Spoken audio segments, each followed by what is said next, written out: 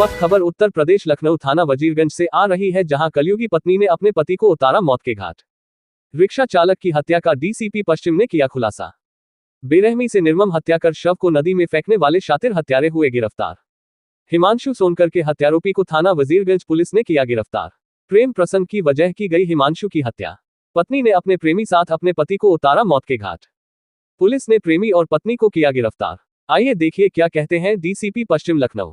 VK national news channel Uttar Pradesh Lucknow से अजमी अलवी की report. जिसकी गुमशुदगी दर्ज की गई थी, उसके बाद इसमें हत्या का मुकदमा दर्ज हुआ है। कैसे एक्यूज तक पुलिस पहुंची है? गिरफ्तारी में जो महिला का रोल है वो क्या रहा है? 21 तारीख को हिमांशु सोनकर नाम के एक युवक की गुमशुदगी थाना वजीरगंज में लिखी गई और उसके परिवार वालों ने ये गुमशुदगी लिखाई। जो हिमांशु हजरतगंज थाना क्षेत्र का रहने वाला था।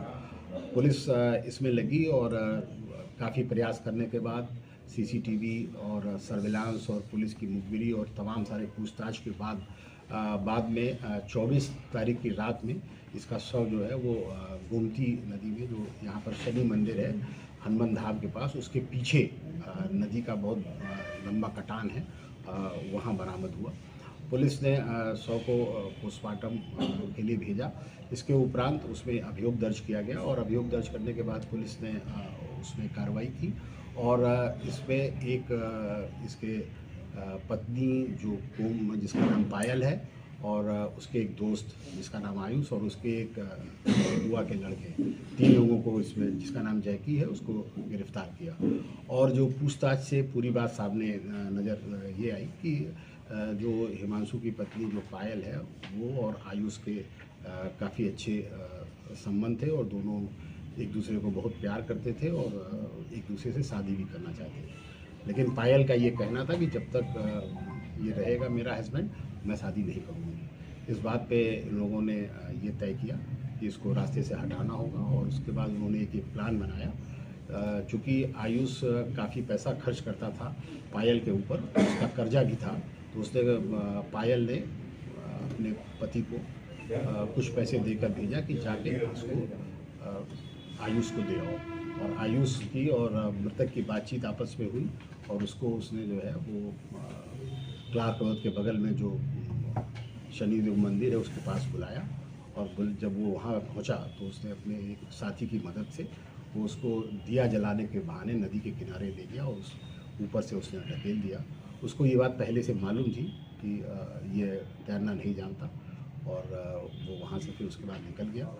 और फिर जब पुलिस ने ये बात गिरफ्तार किया इन लोगों, तो इन लोगों ने सारी बातें बताई। इससे पहले भी वो 2 बार प्रयास कर चुके थे कि दोनों आयुष और मृतक की पत्नी पायल प्रयास कर चुके थे कि इसको मारा जाए, लेकिन ये लोग सफल नहीं हो पाए थे। मुख्य रूप से इसको ये इस तरीके से कह सकते हैं कि आयुष और पायल आपस में शादी करना चाहते थे, लेकिन पायल की ये जिद थी कि जब तक मेरा पति जिंदा रहेगा मैं तुमसे शादी नहीं करूँगी।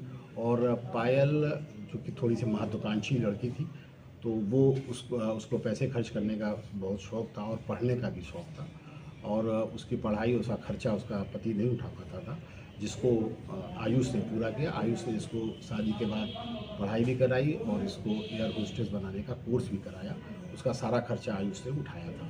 इस सब बातों को लेकर वो तैयार थी शादी के लिए, लेकिन उसकी ये जिद थी कि जब तक ये रहेगा तब तक हम शादी नहीं करेंगे और अंत में फिर उन्होंने इस तरह की घटना को अंजाम दिया। सर, हिमांशु के हत्या करने का प्रयास इससे पहले 2 बार किया गया, क्योंकि जिस तरीके से गोलियां दी गई, गोलियां खाने के बाद भी जब उसकी मृत्यु नहीं हुई, उसके बाद जब ये तिबारा ये पूरा प्लान तैयार हुआ, इस बात की जानकारी घर वालों को भी क्या कुछ लगी? क्योंकि जो रिश्ता एक बताया जा रहा है वो देवर का बताया जा रहा है।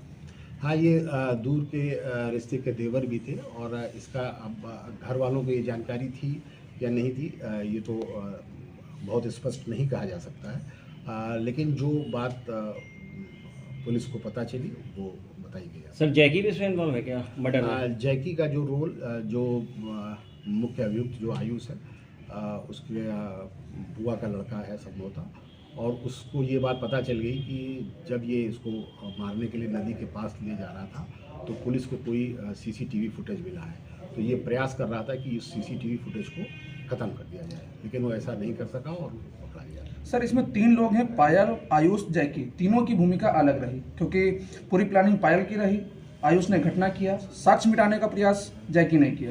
ये तीनों की जो आपस में कड़ियां जुड़ी, तो कड़ियां जुड़ते हुए किस तरीके से इन तक पुलिस पहुंची है? ये बात मैंने बताई तीनों को।